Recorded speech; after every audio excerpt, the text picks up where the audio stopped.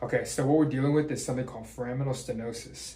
And so what that means is that the spinal cord passes through this little track right here underneath the cap of the vertebrae. So the cap of the vertebrae, it makes a tunnel. And so foraminal stenosis, what it means is that the tunnel itself is closing in on the spinal cord. So when it closes in on the spinal cord, you'll get symptomatology going both directions. So it's right here and it closes down. And so that means that everything kind of underneath is going to be affected, and the nerves at that exact level are also going to be affected, meaning that going left and right.